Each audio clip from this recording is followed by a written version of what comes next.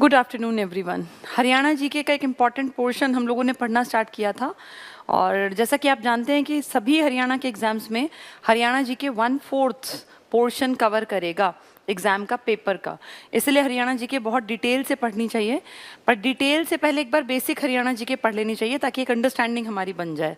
इसी पार्ट पे काम कर रहे हैं और हरियाणा में एग्ज़ाम्स पहले कह रहे थे कि हरियाणा में सबसे पहले तो ये हरियाणा टीचर्स का आना था जो कि पोस्टपोन होने की खबरें आ रही हैं।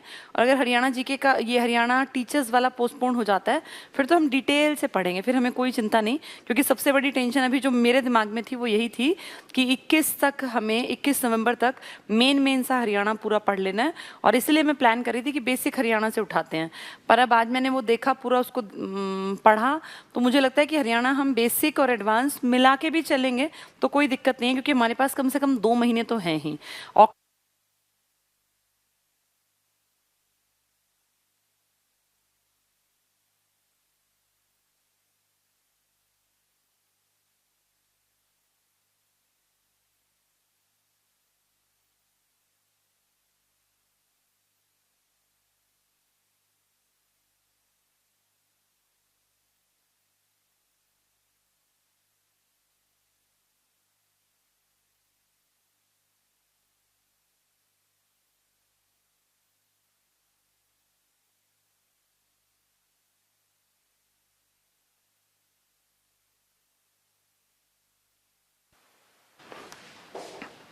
क्लास में कोई छोटा मोटा टेक्निकल फॉल्ट था और इतना हम मान भी सकते हैं कि टेक्निकल चीज़ें हैं तो थोड़ा बहुत कभी कभी हो सकती है गड़बड़, उसमें बहुत ज़्यादा टेंशन लेने की ज़रूरत नहीं होती है। और अगर कभी ऐसा रहा तो फिर क्लास दोबारा ले लेंगे। अब जैसे उसने कुछ वो फ्लक्चुएशन आया लाइट में जिस कारण वो थोड़ा सा गड़बड़ थी, अब ठीक है, क्लास चल रही है। चलिए, हम बातचीत कर रहे थे कि हमने हरियाणा को पढ़ा है। हरियाणा जो है वो प्राकृतिक रूप से अगर देखें तो 2 नदियाँ मेन, एक अपनी घग्गर नदी और एक यमुना नदी, इधर वाली यमुना नदी और इधर वाली अपनी घग्गर नदी जो ऊपर वाली है। इन 2 घग्गर इनके बीच में बसा हुआ है।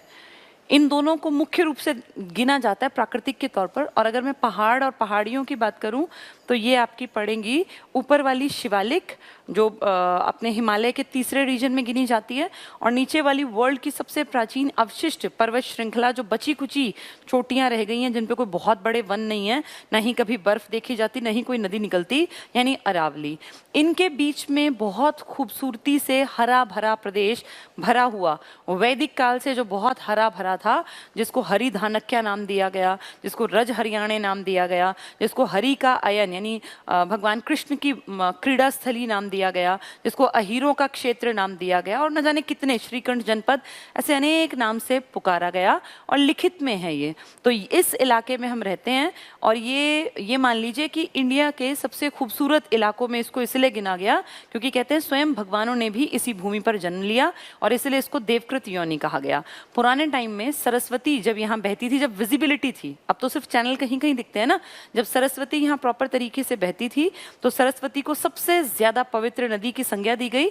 नदी तमा यानी जो सब नदियों की हेड है, सब नदियों की रानी है, वो हमारी सरस्वती थी।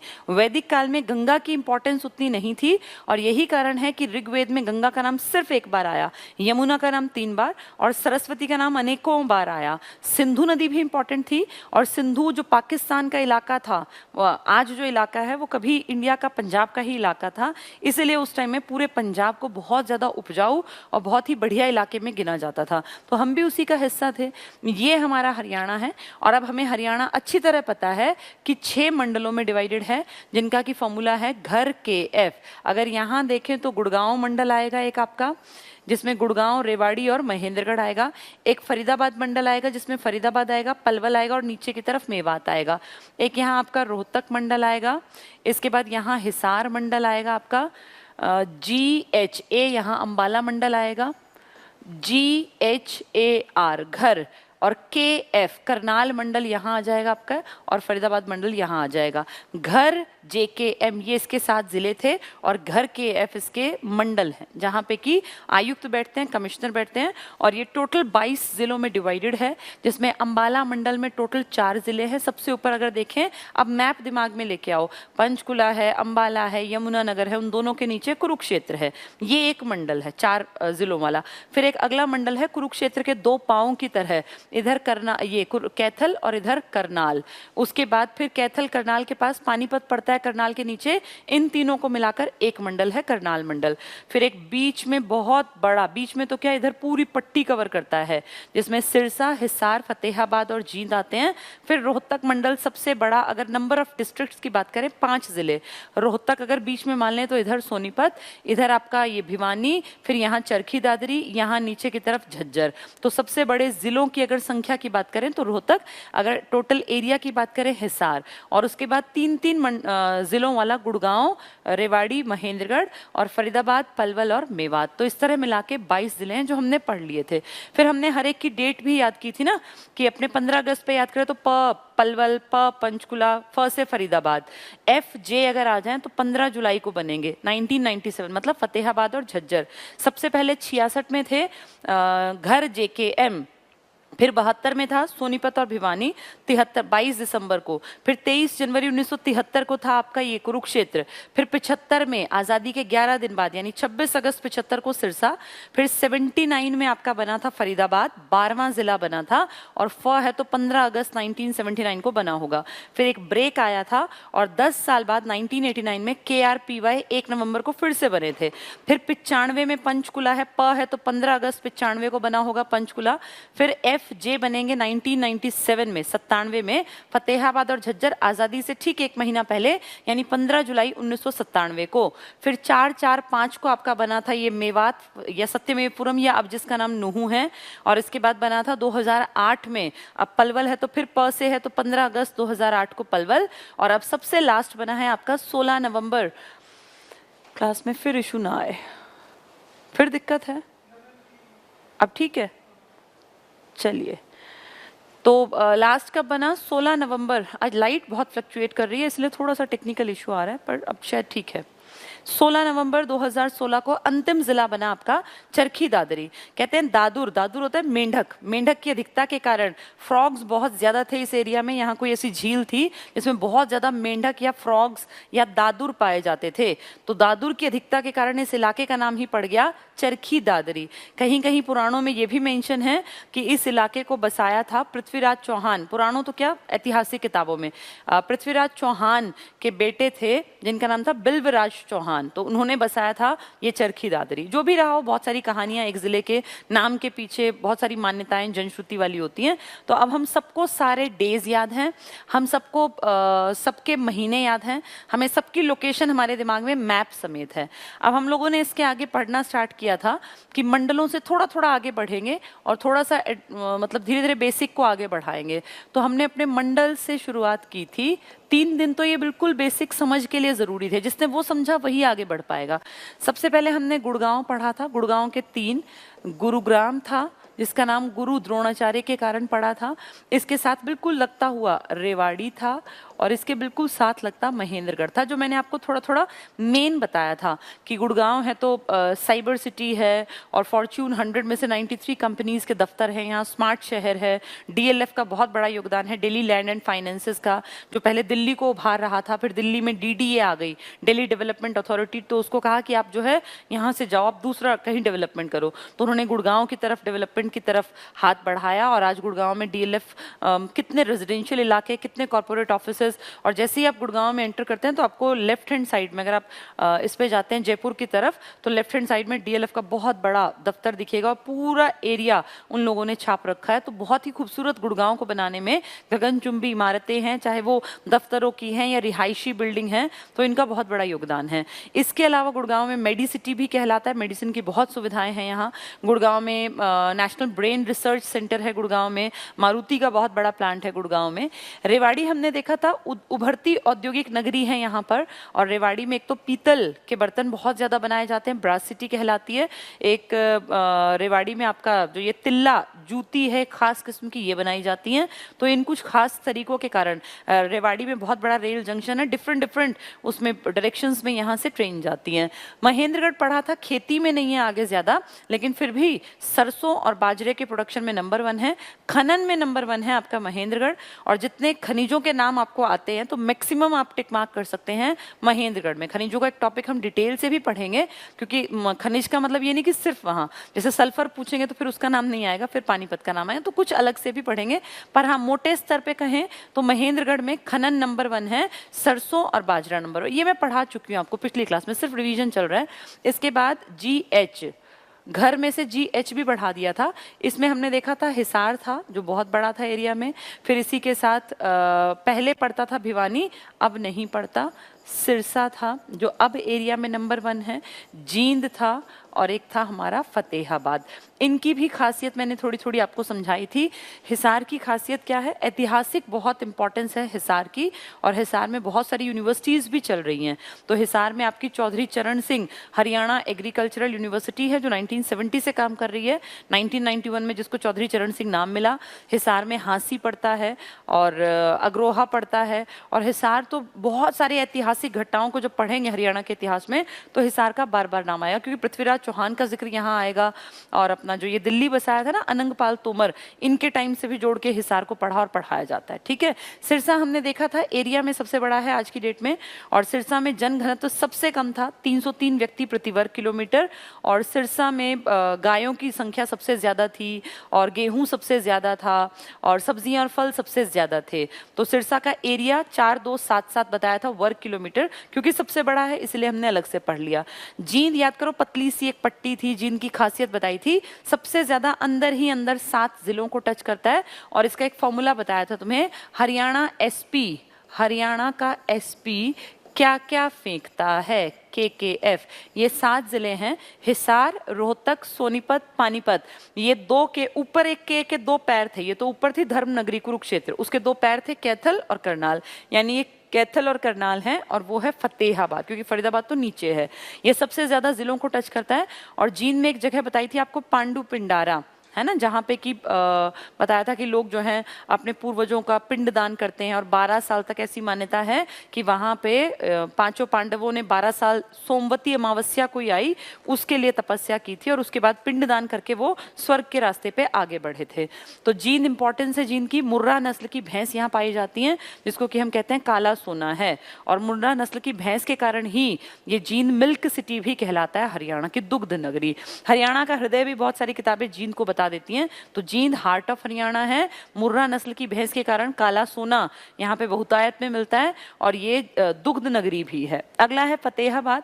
फतेहाबाद में वन काफी कम है, लेकिन फतेहाबाद में आने वाले दौर में बिजली का बहुत बड़े लेवल पे प्रोडक्शन होगा, क्योंकि फतेहाबाद में जो गोरखपुर है आपका, वहां पे न्यूक्लियर पावर प्लांट लगाया जा रहा है, जिसकी 4 यूनिट बनेंगी, 700 700 700 करके उनमें किलोवाट जो है उनका प्रोडक्शन होगा। तो एक बहुत बड़ा बिजली का कामकाज हमारे फतेहाबाद में है। ठीक है, चलिए ये 2 हमने पढ़ लिए थे लास्ट क्लास में, आज इससे आगे बढ़ेंगे। GHAR, A मतलब अंबाला। अब ये सब अगर तुम समझ लोगे ना, शुरुआती 5-6 क्लास जिसको समझ में आ गई ना हरियाणा जीके की, उसको आंकड़े बहुत आसान दिखते हैं। जिनको शुरुआत समझ में नहीं आई उनको आंकड़े रटना बहुत मुश्किल दिखता है, क्योंकि एक बेसिक समझ होना, कितने जिले हैं, कहाँ किसकी लोकेशन, कौन किससे टच नहीं कर सकता। मान लीजिए कोई भी क्वेश्चन आता है, वो पूछते हैं कौन सा टच नहीं है, तो टच है और नहीं में निकालने का तरीका ये, अगर आपको लोकेशन पता है ना तो आप बिना रटे टिक कर दोगे, क्योंकि आपको मैप की समझ होगी। अंबाला पे आते हैं। अंबाला में कौन कौन से आएंगे? सबसे ऊपर अंबाला, अगर नाम से देखें तो वैसे तो ऊपर पंचकुला है, पंचकुला, यमुनानगर और कुरुक्षेत्र, ये 4 आते हैं। अब इन चारों के बारे में थोड़ा थोड़ा सा बातचीत कर लेते हैं, जैसे कि हमने उनकी की थी G और H की। अब अंबाला, पंचकुला, यमुनानगर, कुरुक्षेत्र को थोड़ा सा पढ़ते हैं। पहले अंबाला की ही बात करते हैं। अंबाला आपके राज्य में एक ऐसा शहर है जिसको मिक्सी सिटी के नाम से जाना जाता है, कारण यहाँ मिक्सर, ग्राइंडर, जूसर बहुत बड़ी मात्रा में बनाए जाते हैं, और आपके देश में इलेक्ट्रॉनिक सामान का जितना कुल निर्यात होता है विदेशों में जाता है, उसका एक बड़ा हिस्सा इलेक्ट्रॉनिक सामान का अंबाला में बनाया जाता है। तो अंबाला इसका मतलब उद्योगों के अगर नंबर की बात करें तो वो भी यहाँ काफी विकसित अवस्था में है और अंबाला एक एडवांस्ड शहर गिना जाता था। पहले पंचकुला थोड़ी था, अंबाला तो स्टार्टिंग से है। अंबाला तो 66 से, इसका मतलब पंचकुला बाद में बना ना 95 में, तो ये पूरा अंबाला था। तो अंबाला अपनी खूबसूरती के लिए जाना जाता था क्योंकि पंचकुला तब इसी का हिस्सा था, मिक्सी सिटी कहलाता है। और अंबाला में एक जगह पड़ती है साहा, साहा यहाँ फूड पार्क है बड़ा, mega food park. Food park क्या होता है, बार बार हरियाणा में पढ़ने में आएगा फूड पार्क फूड पार्क, ये क्या होते हैं जान लो। फूड पार्क होता है एक इलाका, मान लीजिए यहाँ ये हिस्सा है, यहाँ खूब खेती होती है। अब किसानों ने यहाँ गेहूं पैदा किया, चावल पैदा किया, बहुत बड़ा एरिया है, चावल गेहूं पैदा किया, इसी के पास एक फूड पार्क डेवलप कर देंगे। इस फूड पार्क में बहुत सारी मशीनें लगा देंगे। जैसे एक एग्जांपल लेते हैं हम यहाँ से कि यहाँ से ना गेहूं गया, अभी हालत क्या है कि गेहूं किसान मंडी में ले जाएगा, फिर उसकी बोली लगेगी, फिर जो उसको लगेगा भाई मेरी सही दाम लगा रहा है मेरी फसल का, वो बेच देगा। फिर वो आदमी उसको लेके, बिचौलिया हो गया वो कहीं कंपनी में जाएगा, फिर वहाँ वो पहुँचा देगा जी इतने गेहूँ इतने के। अब जितना उसने किसान से लिया उससे दुगने तिगुने दाम पे बेचेगा, किसान भी नुकसान में गया और कंपनी को भी नुकसान हुआ, बिचौलिए फायदा उठा गए। तो अब ये कहा कि बिचौलियों का फायदा क्यों ना किसानों को मिले, तो फूड पार्क डेवलप कर देते हैं। जिन इलाकों में बहुत बढ़िया क्वालिटी होती है गेहूं चावल या कुछ भी रॉ मटेरियल की, उसके आसपास ऐसे फूड पार्क डेवलप कर लिया। यहाँ ढेरों मशीनें लगी हुई हैं। अब यहाँ से गेहूं डायरेक्ट उतरेगा और इनमें ले जाएंगे। उस गेहूं को पीस के मैदा बना ली, मान लीजिए उस मैदा से आटा ये आटा बना लिया, उससे बिस्किट बन गए, ब्रेड बन गई, मैगी बन गई। जितने भी आपने देखे ना, जितने ये देखो कितने सारे स्नैक्स के सामान आते हैं। आप कितनी बार होता है कि भाई रस्क खा रहे हैं या कुछ इस तरह का, कुछ भी जो भी गेहूं से बनता है, आप मार्केट में जाके देखो, नाश्ते का कोई भी सामान आप खरीदते हो तो उसमें कोई ना कोई मैदा या गेहूं का या आटे का यूज होता है। तो वो सब चीजें बिचौलियों के थ्रू क्यों जाएं किसी भी फैक्ट्री तक।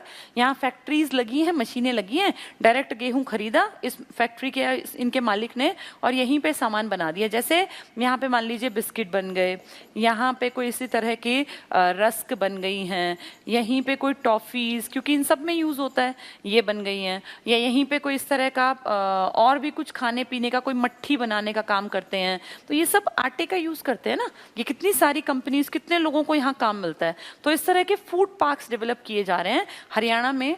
फूड पार्क तो ढेर हो गए, लेकिन मेगा फूड पार्क 3 बन गए हैं, एक अंबाला साहा वाला और 2 सोनीपत में है। ठीक है, तो ये एक इंपॉर्टेंट कॉन्सेप्ट है। इसका फायदा ये है कि जो पहले पैसा बिचौलिए खा जाते थे और कंपनी को भी नुकसान होता था और किसानों को भी, और फाइनली कंपनी फिर चीजें महंगी बेचती थी। ऐसा कहा जा रहा है कि इनके बनने से कंपनी को भी फायदा होगा, किसान को भी फायदा होगा और जो कंज्यूमर है यानी मैं और आप, हम लोगों को भी फायदा होगा। तो ऐसा साहा में एक बड़ा food park, mega food park develop किया गया। ठीक है, तो अंबाला की इंपॉर्टेंस है। 2-3 पॉइंट याद रखना, फिर आगे यूनिवर्सिटीज और इन सब में फिर दोबारा से पढ़ेंगे।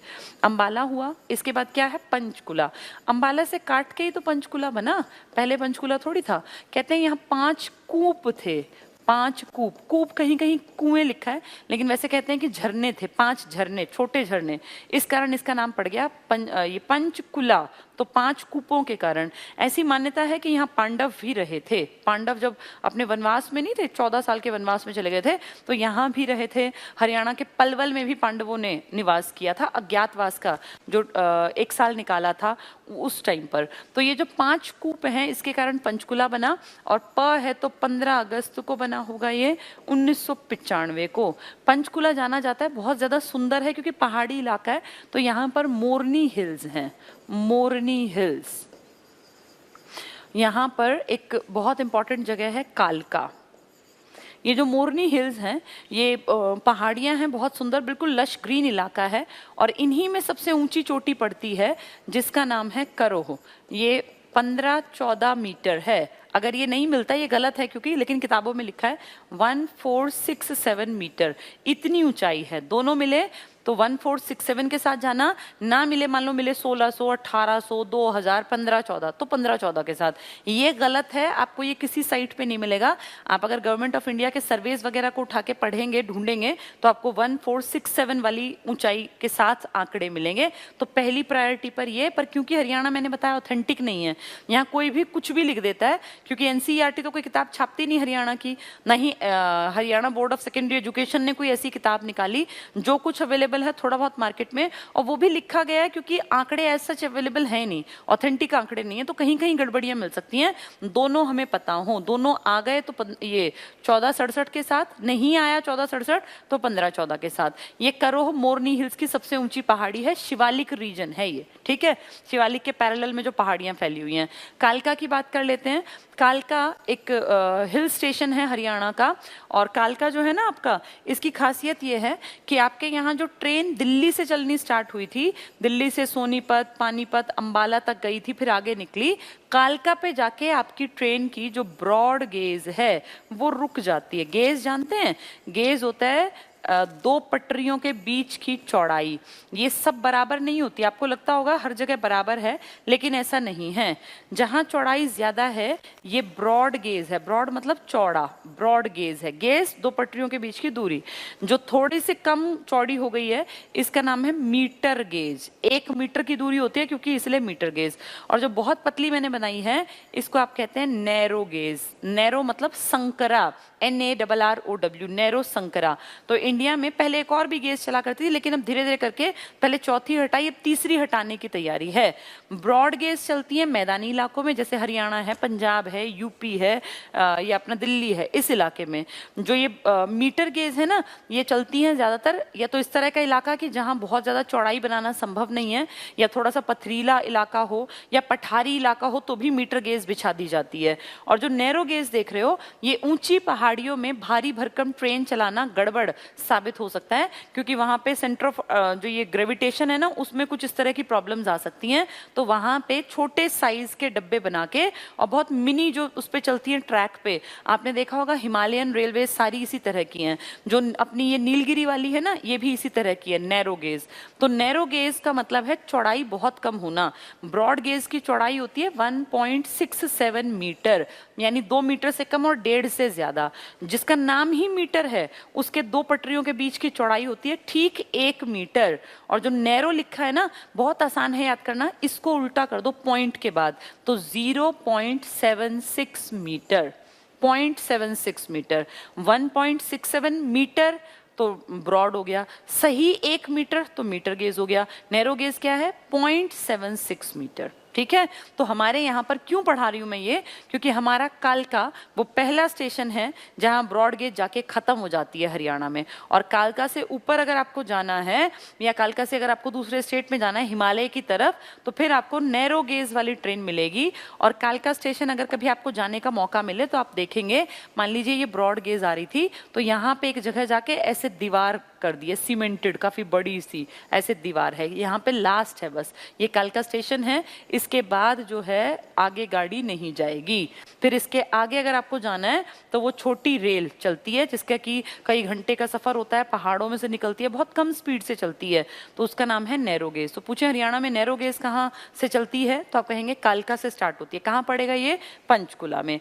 एक कारण है पंचकुला के फेमस होने का, ठीक है। ये जो रेलवे है, जो छोटे वाली रेल है, ये 1905 के आसपास इसके ऊपर काम हुआ था, यानी 100 साल पहले अंग्रेजों के टाइम में इस तरफ काम किया गया था। चलिए आगे बढ़ते हैं। पंचकुला की दो खासियत मैंने आपको बता दी, मोरनी हिल्स की करोह और कालका जो ये स्टेशन के पास इसका एक इम्पॉर्टेंट साइन है पंचकुला का, ठीक है। इसके अलावा पंचकुला में एक गार्डन है, आपने सुना होगा पिंजौर गार्डन, ये पंचकुला में पड़ता है, पिंजौर गार्डन। इसकी क्या खासियत है? ये बहुत सुंदर है, देखने लायक है, अलग अलग लेवल पे डिवाइडेड है ये गार्डन। जैसे आप एंट्री करेंगे तो ऊंचा सा लगेगा, फिर आगे थोड़ा सा जाएंगे ना, एक पूरा एरिया क्रॉस करके, मैंने कई बार देखा तो बहुत सुंदर है, देखने लायक, और ज़्यादा महंगा भी नहीं है, मेरे ख्याल 20-30 रुपए की टिकट है एंट्री की। फिर आप उसको क्रॉस करेंगे तो चारों तरफ बहुत ही सुंदर पेड़ लगे हुए हैं। मान लीजिए हम यहाँ से एंटर करते हैं कहीं से, तो ये मान लीजिए यहाँ से गेट है, आप यहाँ से घुसेंगे तो चारों तरफ, जैसे ये ट्रैक है, चारों तरफ बहुत सुंदर पेड़ लगे, बहुत ही सुंदर, ऐसे पूरे बाग के बाग हैं। आप चलते रहेंगे तो ये एक जगह जाके फिर खत्म हो गया, और फिर दूसरा इसका वो शुरू हो जाता है, गेट टाइप मान लीजिए छोटा सा, और यहाँ से फिर थोड़ा नीचे उतरता है, जैसे तल है, ऐसे ऐसे फ्लोर टाइप। तो 4 तलों में प्रॉपर तरीके से डिवाइड किया गया। फिर कहीं पे शीश महल मिलेगा आपको, कहीं रंग महल मिलेगा, कभी पढ़ाऊंगी इसको भी डिटेल जब इतिहास पढ़ेंगे, आज सिर्फ आइडिया दे रही हूँ। तो ये जो पिंजौर गार्डन है, ये बहुत सुंदर बनाया गया। और क्यों बनाया गया? एक आदमी था फिदाई खान कोका, फिदाई खान कोका, ये फॉस्टर ब्रदर है। फॉस्टर मतलब होता है, फॉस्टर का मतलब होता है कोई ऐसा भाई बहन जो आपका रियल ना हो, आपके माँ बाप से जन्मा ना हो, लेकिन आपके माँ बाप ने उसकी परवरिश की हो, तो वो आपके साथ रहेगा, आपके साथ पलेगा बढ़ेगा, तो उसे कहेंगे फॉस्टर ब्रदर या फॉस्टर सिस्टर। यानी माँ बाप ने किसी बच्चे को अपने बच्चों के साथ अगर पलने दिया, उनके साथ रखा, तो वो फॉस्टर ब्रदर कहलाता है। तो ऐसे ही कभी जो हमारा औरंगजेब था ना, हमने पढ़ा हुआ था, औरंगजेब कौन था? ये अंतिम बड़ा मुगल बादशाह था। भाजसा में जो औरंगजेब है, जिसको जिंदा पीर भी कहते हैं, जो कट्टर मुसलमान था, शरीयत के नियमों के आधार पे जिसने राज किया और लंबा टिका, 1707 तक इसने राज किया। और जब तक इसने राज किया तब तक किसी बहुत बड़े विदेशी की या किसी विदेशी कंपनी की हिम्मत नहीं हुई कि वो भारत में राज करने की मन में सोच भी लें। इसके मरने के 50 साल बाद प्लासी का युद्ध हुआ था और फिर लाइन से हम लोग धीरे धीरे करके गुलामी के रास्ते पर आ गए थे। 1707 में मरे थे औरंगजेब। औरंगजेब उससे पहले एक बहुत बड़ा नाम था और लंबे टिके, बहुत लंबे टाइम तक इन्होंने राज किया। 1658 से ये राज कर रहे थे। तो सोचो 5 साल पीएम रह जाए, 10 साल तो हमें लगता है बहुत ज्यादा है। ये देखो जरा कितना लंबा राज चला इनका। जब तक जिंदा रहे तो मुगल बादशाह बने रहे, कुर्सी पे बैठे रहे दिल्ली में, ठीक है। तो औरंगजेब कभी कभी अपना लाहौर भी जाते थे। तब लाहौर इसी का तो इलाका था, पूरे बादशाह का मतलब था पाकिस्तान अफगानिस्तान तक की भी सीमा को टच करते थे। ये पूरा भारत इनका और नेपाल इनका और ये पूरा इलाका इनका था। तो जब ये कभी कभी दिल्ली से लाहौर के रास्ते पर जाते थे औरंगजेब, तो बीच में इतना बड़ा, दिल्ली से घोड़ों पे निकलते थे और जाना है इनको बहुत ऊपर जाके लाहौर की तरफ। भाई दिल्ली से निकल के पंजाब होते हुए तो लाहौर जाएंगे, तो रास्ते में दिल्ली से निकले हैं तो हरियाणा में ये पूरा सोचो एक दिन में कवर करें तो कितना लंबा हो जाए। मान लो 2 दिन लग गए, तो रास्ते में कहीं रुकने की जगह चाहिए ना, जहां राजा को थोड़ा अच्छा फील हो, रिक्रिएशन का कोई माध्यम हो और उसको मन करे 2-4 दिन वहां रुकने का। तो यहीं पे रास्ते में जब ये आता था पिंजौर, तो पहाड़ी इलाका शुरू हो जाता। दिल्ली से उस टाइम सोचो रोड पे से निकलते, तब तो रोड इतने पक्के नहीं थे लेकिन फिर भी थे, क्योंकि शेरशाह सूरी के टाइम जीटी रोड बन चुका था। तो यहाँ से ऐसा नहीं था जैसा आज तारकुल का है, पर रोड था, तो इस पे सराय वगैरह भी हुआ करती थी। यहाँ से वो बीच में जब काफी घंटों का सफर बीत जाता तो थकान तो होती ही है, तो बीच में रुकते थे और उनको बीच में रुक के अच्छा एहसास हो, इसके लिए फिदाई खान कोका ने पंचकुला में उस टाइम पर एक गार्डन बनवाया, जिसको कि बहुत लोग मुगल गार्डन भी कहते हैं क्योंकि मुगलों की शैली में है वो, और बहुत लोग उसको कह देते हैं पिंजौर गार्डन। पिंजौर गार्डन उसी का नाम है। पंचकुला गार्डन भी कहीं कहीं लिखा होता है। तो ये पिंजौर गार्डन बन गया और पिंजौर गार्डन बहुत सुंदर है। आज भी अगर आप जाएंगे ना तो यहाँ बिल्कुल नेचुरल तरीके से आम आज भी एज इट इज लगते हैं, वो तोड़ने अलाउ नहीं होते। इनफैक्ट यहाँ पे मैंगो मेला भी लगता है हर साल जुलाई में।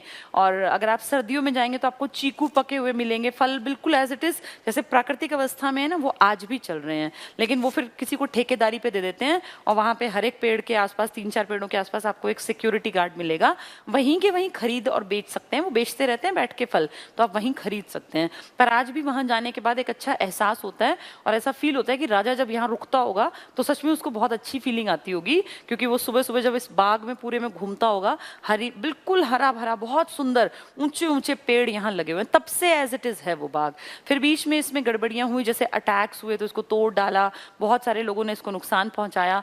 फाइनली पटियाला के एक राजा ने इसको खरीदा और उन्होंने इसकी जो चीजें टूट फूट हो गई थी ना, उस पर दोबारा से काम किया। तो ये है आपका पंचकुला का पिंजौर गार्डन, ठीक है। चलिए वापस आते हैं। हम पंचकुला पढ़ रहे हैं, तो पंचकुला के देखो छोटा सा एरिया है पंचकुला का, लेकिन कितनी सारी खासियत है। अंबाला हुआ, पंचकुला हुआ, इसके बाद और क्या आता है इसमें? तीसरा यमुनानगर। यमुनानगर नाम में ही छिपा है कि यहाँ से एक नदी की एंट्री है, तभी इसका नाम यमुनानगर पड़ा। यमुनानगर कब बना? कृपा हुई थी 1989 में। उससे पहले ये अंबाला का पार्ट था, यानी पंचकुला, अंबाला और जो यमुनानगर है ना, ये पूरा एक था पहले, बाद में तो कटे हैं ये। तो यमुनानगर जिसको आज आप कहते हैं, यमुना की एंट्री आपके हरियाणा में यहीं से होती है। और यहाँ आदि बद्री नाम की एक जगह है, यहाँ पर यमुना आपके हरियाणा में एंटर करती है, ऊंचाई से निकल के आती है यमुनोत्री से, वहां से निकल के आके फिर हरियाणा में एंटर करती है। और जैसे ही यमुनानगर में वो आती है, मान लीजिए यमुना नदी आई है यमुनानगर में, आई एंट्री की। एंट्री के बाद थोड़ा आगे चलते ही यहाँ पे हमने इसके नदी के पानी के बंटवारे के लिए, भाई अब इस नदी का पानी हम यूज करें या यूपी, क्योंकि ये तो बीच में बहेगी, तो उसका पानी यूज करने में हम सोचेंगे हम यूज कर लें और यूपी सोचेगा मुझे मिलना चाहिए। फिर दिल्ली आगे जो प्यासी बैठी है वो सोच रही है भाई मेरे पास पानी कब आएगा, क्योंकि जाएगी तो ये दिल्ली में ना। तो इसीलिए चिकचिकबाजी ना हो, कलेश ना हो, आपस में लड़ाई ना हो, हमने यमुना के बंटवारे का बहुत अच्छा काम किया। हमने क्या किया, यमुना नदी जैसे ही एंटर हुई यमुनानगर में, यहाँ एक बैराज बना दिया। बैराज एक बांध का छोटा रूप होता है और बैराज में बिजली ऐसा बहुत नहीं बनती, लेकिन पानी के बंटवारे के लिए फिर नहरों की आगे शाखा निकालना काफी आसान पड़ता है। तो यहाँ पे यमुनानगर में ही इस नदी की एंट्री के थोड़ा सा आगे बस मुड़ते ही एकदम से आपको यहाँ हथनी कुंड बैराज मिल जाएगा। हथनी कुंड बैराज, इस बैराज पे आप कभी जाएंगे, ये देखा है मैंने, बहुत अच्छा लगता है यहाँ जाके, क्योंकि इतना बड़ी मात्रा में पानी दिखता है और आप बहुत लोग जाते हैं यहाँ आसपास। इसके आसपास फिर कलेसर नेशनल पार्क भी अपोजिट साइड में, तो यहाँ से पानी का ना डिवीजन कर देते हैं। एक हरियाणा की तरफ मुड़ते मुड़ते आ गया, जिसमें से फिर हमने पश्चिमी यमुना नहर और इस तरह से पूरे हरियाणा की सिंचाई के लिए शाखाएं बना दी, ताकि हमारे हरियाणा की भूमि को हर टाइम पानी मिलता रहे 24 घंटे। नहीं तो बारिश के ऊपर तो हम बैठे ही रह जाएंगे ना। मिट्टी बेशक उपजाऊ है, लेकिन जमीन पानी की डिमांड करती है, टाइम टू टाइम पानी चाहिए ना। तो अगर आप बारिश के भरोसे बैठे रहेंगे तो फिर कहां से हम कहेंगे कि हम धान का कटोरा हैं, या हम कहां से कहेंगे कि हम देश का 12% गेहूं पैदा करते हैं। उन सब के लिए लगातार पानी की सप्लाई चाहिए, जब जरूरत हो तब सप्लाई आ जाए। इसीलिए हमने यमुना के पानी को, जब ये 2 हिस्सों में डिवाइड हुआ, एक हमारी तरफ आ गई जिसमें से हमने बना दी पश्चिमी यमुना नहर, जो पूरे हरियाणा का मेन, इस हरियाणा का यमुना नहर कहीं ना कहीं पेट भरने का सबसे बड़ा कारण है। फिर इसकी शाखाएं और उप शाखाएं बांटते चले गए हम, कई बड़ी बड़ी इसमें डिवाइड करके। और ये लगा लो पूरी पट्टी हरियाणा की जो मेन पट्टी है, ये बीच का सारा हरियाणा, यहाँ का पेट भरने का एक बहुत बड़ा कारण पश्चिमी यमुना नहर करती है। इसका पानी हम सारा यूज नहीं करते, 47% हिस्सा हम यूज करते हैं, फिर आगे चला जाता। पहले हम 70% करते थे, लेकिन दिल्ली और हमारे बीच में एक समझौता हुआ 90 के बाद, और फिर हमने ये देखा कि भैया हमारे पास तो बहुत सारे सोर्सेज हैं, भाखड़ा नांगल से भी हमें पानी मिल जाता है, क्योंकि वो भी तो निकलती है ना। और फिर हमारी जो नदियां ये भी ठीक ठाक सी हैं, फिर बारिश भी ठीक ठाक होती है। दिल्ली चारों तरफ से सूखी पड़ी है, क्यों? दिल्ली में कोई ऐसा है ही नहीं। अगर नदी भी हम यूज कर लेंगे सारा पानी, तो दिल्ली प्यासी मर सकती है। और आबादी हमसे बहुत ज्यादा, हमारी आबादी तो उनके सामने भाई 2,53,51,462 ही तो आदमी है। दिल्ली में तो करोड़ों आदमी है, हमसे कई हजार गुना, मतलब बहुत बड़ी आबादी। तो इसलिए फिर दिल्ली और हमारे बीच में एक समझौता हुआ। ये आपसी समझ की बात होती है, नदी पे लड़ना नहीं चाहिए भाई, देख लेना चाहिए किसकी जरूरत कैसे पूरी होती है। तो आज की डेट में जो यमुना है, इसका यूज करके हम पानी का फिर बहुत सारा पानी बच जाता है। उस पानी को फिर वापस ये चले जाके और मिल जाती है जो यमुना नहर है, इसका पानी जाके जो बच गया और फिर अपना उसमें वापस यमुना में, और फिर ये दिल्ली की तरफ चले जाते हैं। फिर दिल्ली में भी ओखला बैराज है, ओखला दिल्ली में पड़ता है, जहां से फिर नहर निकाली गई है। तो आप ये मानो कि इस नदी का पानी हमने खूब यूज कर लिया हरियाणा में, फिर दिल्ली में चला गया, फिर दिल्ली में पानी को रिफाइन कर लिया, फिर उन्होंने पीने में यूज कर लिया, फिर आगे जाके ये मुड़ जाती है इसके अलीगढ़ के आसपास, फिर ये यमुना में चली जाएगी। तो इतना ज्यादा पानी है कि सबका पेट भर सकता है अगर हम समझदारी से काम करें तो, ठीक है। तो यमुनानगर में ही जाके इसका बंटवारा हुआ था। पश्चिमी यमुना नहर हमारी तरफ आ गई और पूर्वी यमुना नहर यूपी की तरफ निकल गई, फिर वो उनकी तरफ पानी यूज करते हैं, हम इस तरफ। अगर आप कभी हथनी कुंड बैराज पे जाएंगे ना, तो आप देखना पानी इधर मुड़ रहा है बहुत सारा उधर, और जो यमुना जिसको आप नदी कहते हो ना, उसमें आपको पानी बहुत कम दिखेगा। मैं जब गई थी मुझे ध्यान है पत्थर ही पत्थर थे, पानी तो कहीं कहीं दिख रहा था, बहुत कम। लेकिन फिर जैसे ही आगे आएंगे तो पानी की मात्रा बढ़ती दिखेगी। क्यों? क्योंकि फिर रास्ते भर में जहां जहां आप ये देखिए कि एक शहर है, भाई बारिश हुई या इस तरह के नाले हैं जो भी है, उन सब का पानी बढ़ते बढ़ते बढ़ते फाइनली जाके आप देखो दिल्ली के आसपास जब दिखते हैं तो लगता है कि हाँ एक नदी बह रही है, ठीक है। पोल्यूशन कर करके हमने खराब कर दी वो अलग बात है, लेकिन फिर भी यमुना बहुत लोगों के ऊपर एक ये मान लो प्रकृति का योगदान है। चलिए, तो यमुना नदी यमुनानगर में, इसके अलावा यमुनानगर में एक जगह पड़ती है छछरौली। यहाँ हरियाणा की सबसे ज्यादा बारिश होती है, हरियाणा की सबसे ज्यादा बारिश, इसलिए इसको हरियाणा का चेरापूंजी लिख देते हैं। हरियाणा का चेरापूंजी। चेरापूंजी आप जानते हैं इंडिया में क्या वर्ल्ड में सबसे ज्यादा बारिश होती है चेरापूंजी में। और हरियाणा का चेरापूंजी कहते हैं छछरौली को, यमुनानगर में पड़ता है क्योंकि यहाँ भी बाकी हरियाणा के मुकाबले बारिश ज्यादा होती है। ठीक है, यमुनानगर में कई सारी चीजें हैं घूमने की। कालेश्वर मठ है यहाँ, कालेश्वर महादेव मठ है, पौंटा साहिब गुरुद्वारा यहाँ पर है, और चिट्टा मंदिर यहाँ है, हनुमान जी का पंचमुखी मंदिर यहाँ है, कई सारे इस तरह के स्पॉट्स हैं। इसके बाद चौथा हमने पढ़ा था कुरुक्षेत्र। इस पट्टी में कुरुक्षेत्र तो बताने की जरूरत ही नहीं है, अपने आप में धर्म नगरी है, और इतिहास में न जाने कितनी कहानियां, कितने किस्से हैं जो कुरुक्षेत्र से ही संबंधित हैं। यहाँ कहते हैं 360 धार्मिक स्थल हैं, 360 जिनकी मान्यता है। जैसे यहीं पे आपको मिलेगा जहाँ पे गीता का पाठ, गीता का संदेश दिया था भगवान कृष्ण ने अर्जुन को, तो यहाँ पे बहुत सारी इस तरह की चीज़ें मिल जाएंगी आपको। महादेव मंदिर मिल जाएगा आपको, और ये अपना गीता के श्लोक जहाँ लिखे हैं, बिरला मंदिर मिल जाएगा, वाल्मीकि आश्रम यहाँ पर है, ज्योतिसर सरोवर यहाँ पर है, थानेसर वाला इलाका कुरुक्षेत्र में है, तो कितनी सारी चीज़ें हैं वहाँ। ब्रह्मसर पूरा तो एरिया है, अगर आप कभी जाएंगे ना तो पूरा एक सर्किट डेवलप कर दिया है इसी के आसपास। 48 कोस पे जो जो पौराणिक ऐतिहासिक कोई इस तरह की जगह है, उन सबके डेवलपमेंट के लिए हरियाणा सरकार कोशिश कर रही है। तो कुरुक्षेत्र को इसका सेंटर मान लिया गया है, धर्म नगरी है। जितनी आपने बहुत फेमस कहानियां सुनी है, चाहे वो भद्रकाली की सती के रूप में सुनी हो, महाकाली की, या फिर आपने इस तरह की सारी चीजें जो सुनी है ना भाई, भगवानों से जुड़ी, पुराणों से जुड़ी, महाभारत से जुड़ी, वो सब इसी नगरी के आसपास है। ये धर्म नगरी है, पावन धरती का एरिया है ये धर्म नगरी। ठीक है, तो कुरुक्षेत्र, ये हमारी तीसरी पट्टी पूरी हो गई। आज हम लोग जो पढ़ रहे हैं, पट्टी स्टार्ट की थी ना हमने पढ़नी, देखो ये, तो ये तीसरी पट्टी पूरी हुई अंबाला की। अंबाला, पंचकुला, यमुनानगर, कुरुक्षेत्र थोड़ा थोड़ा समझने जरूरी है, तो उसके बाद डिटेल बहुत आसानी से समझ में आएगी। अब इन सब के बारे में आपको 2-2, 4-4 बातें पता होनी चाहिए। कोई पूछे सिरसा के बारे में तो आप तुरंत से कहोगे सबसे बड़ा एरिया, 4277 वर्ग किलोमीटर टोटल एरिया, गायों की संख्या में नंबर 1, गेहूं में नंबर 1, फल और सब्जी में नंबर 1 है, सबसे कम जनसंख्या घनत्व है। कोई आपसे पूछ ले कि अंबाला की खासियत क्या है, तो आप कहोगे मिक्सी सिटी है। अंबाला काफी बड़ा एरिया हुआ करता था, इसी से काटकर पंचकुला बना और इसी से काटकर यमुनानगर बना। अंबाला में आज भी एयरफोर्स स्टेशन फेमस है। अंबाला की सीट रिजर्व्ड है एससी शेड्यूल कास्ट के लिए, एमपी की लोकसभा की सीट। कोई पूछे रेवाड़ी की खासियत, तो उभरती औद्योगिक नगरी यहीं पर है। धारू, हेड़ा, बावल, कोसली इसी के तो इलाके हैं, अलग अलग डायरेक्शंस में ट्रेन चलती हैं। तो ये सारी चीजें थोड़ी थोड़ी अब हर एक को आनी चाहिए।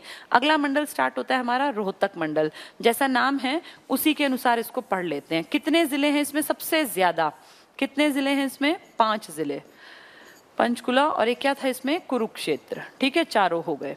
इसके बाद रोहतक की बात करें तो रोहतक मंडल में सबसे पहले तो रोहतक खुद है।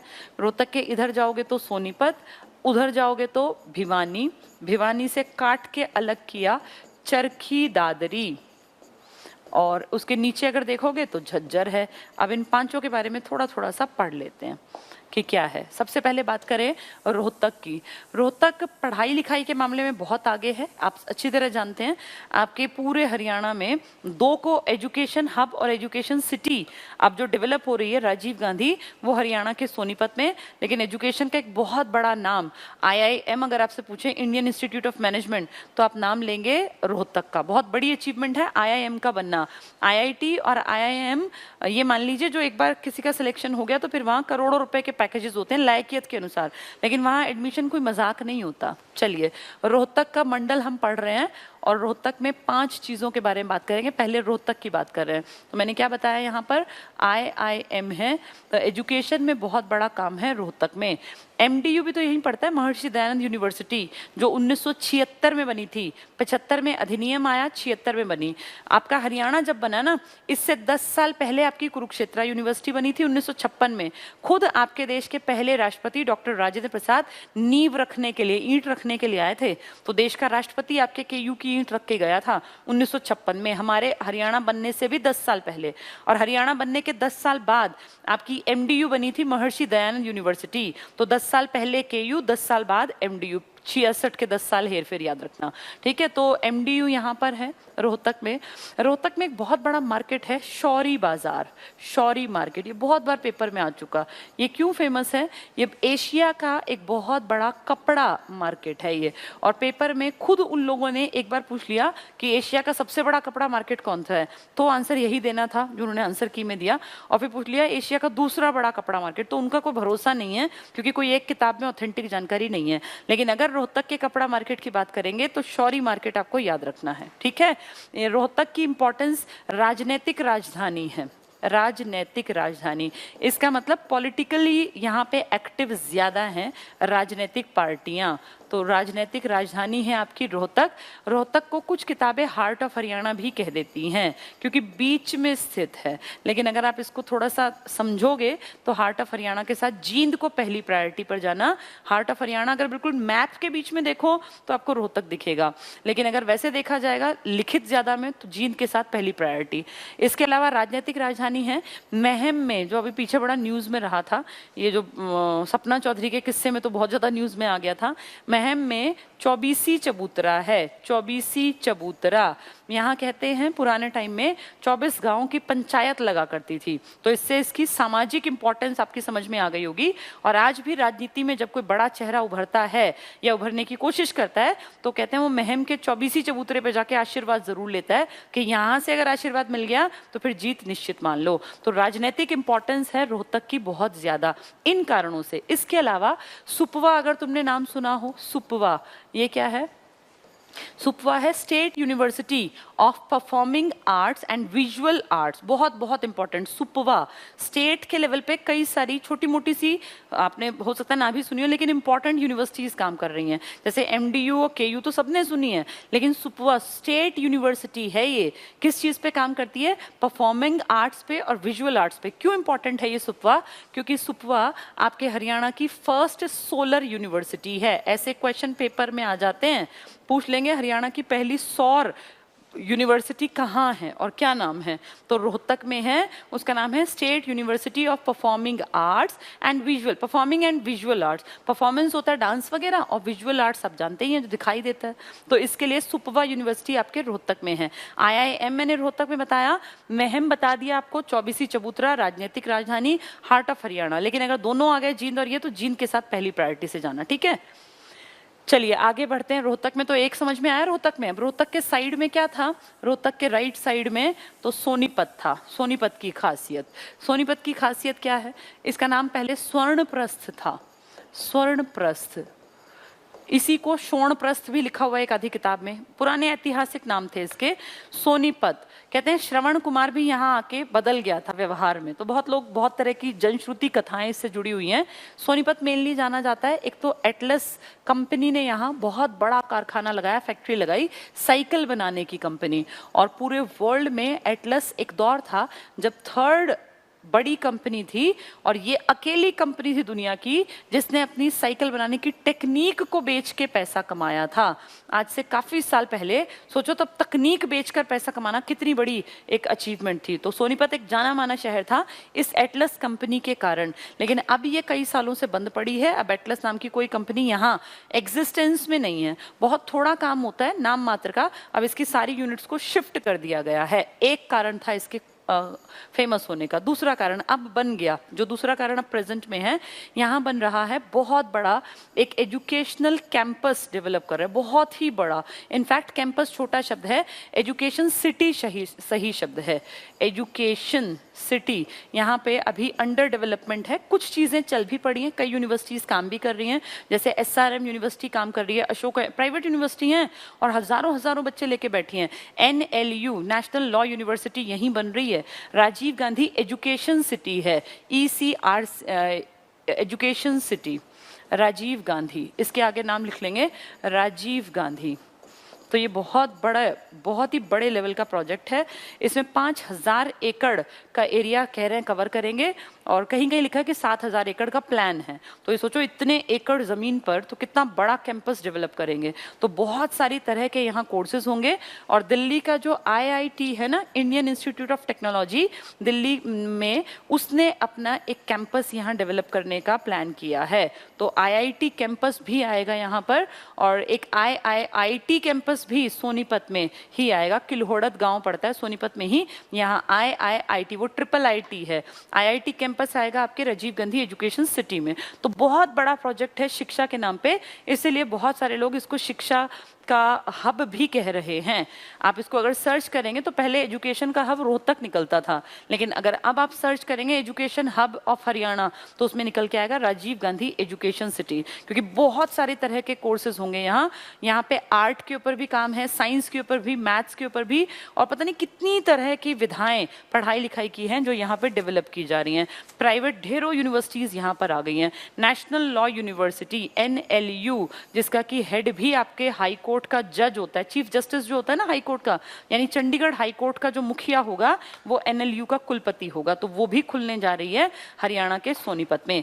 इसके अलावा सोनीपत में एक इम्पॉर्टेंट बहुत बड़ी अचीवमेंट जो पूरे उत्तर भारत में भी पहली चीज गिनी गई थी, भक्त फूल सिंह महिला विश्वविद्यालय, लड़कियों के लिए है ना BPS, तो भक्त फूल सिंह महिला विश्वविद्यालय उत्तर भारत का पहला महिला विश्वविद्यालय है, जो कि कायदे से देखें तो शुरुआत तो 1936 में भक्त फूल सिंह के टाइम पे हो गई थी, लेकिन यूनिवर्सिटी जाके बना है 2006 में। बड़ा कैंपस है जहाँ सारी सुविधाएं हैं, और यहीं पे तो मानुषी छिल्लर थी जो बाद में मिस वर्ल्ड बनी, MBBS वो यहीं से तो कर रही थी। तो BPS एक बहुत बड़ी अचीवमेंट है हरियाणा के सोनीपत से जुड़ी। तो ये ध्यान रखना, कुछ चीजें, मैं सारा कुछ नहीं बताई, मेन बता रही हूँ कि हरियाणा अगर आता है सोनीपत तो एटलस याद करना, राजीव गांधी एजुकेशन सिटी याद करना, और इसमें ये BPS याद कर लेना, ये मेन में है। ठीक है, सोनीपत हो गया, रोहतक सोनीपत। उधर जाएं तो तीसरा क्या था, भिवानी। भिवानी जो कभी एरिया में नंबर 1 था, अब नहीं है क्योंकि चरखी दादरी टूट गया। भिवानी की इंपॉर्टेंस क्या है कि यहाँ ना हरियाणा में मंदिर सबसे ज्यादा है, सबसे ज्यादा।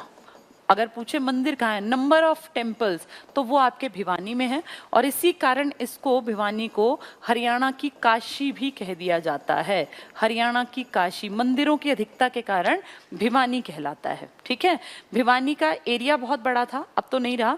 यहाँ सीमेंट फैक्ट्री थी जो कि अब चरखी दादरी में ट्रांसफर हो गई। तो कई सारी चीजें हैं जो कि पहले इसके नाम पे थी, अब वो धीरे धीरे बढ़ के कई सारी चीजें चरखी दादरी में गिनी जाती हैं।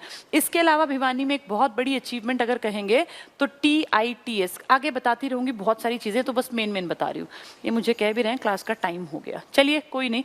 भिवानी है, एक चरखी दादरी है। चरखी दादरी जो अभी अस्तित्व में आया है, मैंने इसका कारण बताया, दादुर की अधिकता, दादुर मतलब होता है मेंढक, मेंढक की अधिकता के कारण इसका नाम पड़ा। कहीं कहीं लिखा है कि पृथ्वीराज चौहान के बेटे बिल्वराज चौहान ने इसको बसाया था। तो बिल्वराज पृथ्वीराज का बेटा था, उसने ये शहर पुराने टाइम में बसाया, जिला अब जाके हमने अलग मान लिया। ठीक है, चरखी दादरी में एक गांव पड़ता है इमलौटा, यहाँ का हनुमान मंदिर बहुत फेमस है, कहते हैं हनुमान मंदिर इमलौटा का, ये एक इम्पॉर्टेंट फीचर माना जाता है चरखी दादरी का। सीमेंट फैक्ट्री जो पहले भिवानी में थी ना, वो आज अगर कहीं बंद पड़ी है, वो उसको बाद में 1981 में sorry, cement corporation of India ने, CCI ने अधिग्रहण कर लिया। अब वहाँ कुछ नहीं होता, लेकिन फिर भी अगर पूछ लो तो वो आज दादरी में गिनी जाती है। ये 4 हो गए। 5वां जो नीचे था, क्या था वो, झज्जर।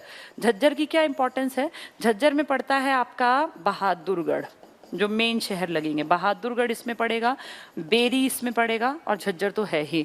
तो बहादुरगढ़ को अगर देखें तो दिल्ली और बहादुरगढ़ में डिफरेंस थोड़ी है।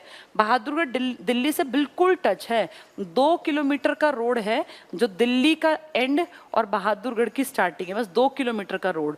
तो दिल्ली और बहादुरगढ़ तो एक जैसे ही मान लो, पता भी नहीं चलेगा आपको कि हम हरियाणा में एंटर हो गए। इसीलिए बहादुरगढ़ को गेटवे ऑफ हरियाणा भी कहा गया। हरियाणा में आने का एक बढ़िया साधन, गेटवे ऑफ हरियाणा। किसी को दिल्ली से अगर यहाँ आना है तो एक बहुत बढ़िया रास्ता है, और रास्ते का मतलब है व्यापार को बढ़ावा देने के लिए, आने जाने का रास्ता नहीं। तो गेटवे ऑफ हरियाणा क्या है, दिल्ली से अगर देखें तो जैसे सोनीपत है तो थोड़ा सा तो डिस्टेंस है ना भाई, कुछ किलोमीटर तो पड़ते हैं, लेकिन दिल्ली से हरियाणा का बहादुरगढ़ बिल्कुल टच है, 2 किलोमीटर का स्ट्रेच क्या होता है, तो गेटवे ऑफ हरियाणा है। और बहादुरगढ़ भी लगातार उभरता जा रहा है, लगातार बहुत बड़ी बड़ी कंपनीज, अगर कभी आपको जाने का मौका मिले तो बहादुरगढ़ और दिल्ली को जो रोड जोड़ता है उस रोड पे ढेरों फैक्ट्रीज दिखेंगी आपको, ढेरों फैक्ट्रीज, लगातार उभरता जा रहा है बहादुरगढ़। और आने वाले दौर में वो पूरा एरिया कवर होगा बड़ी बड़ी इंडस्ट्रीज के थ्रू। रिलायंस ने वहां काम कर लिया, रिलैक्सो जो चप्पल बनाने के कारखाने खोलते थे, इनका बहुत बड़ा, और भी ढेरों प्रोजेक्ट्स हैं वहां। तो बहादुरगढ़ की इंपॉर्टेंस मैंने तुम्हें बता दी।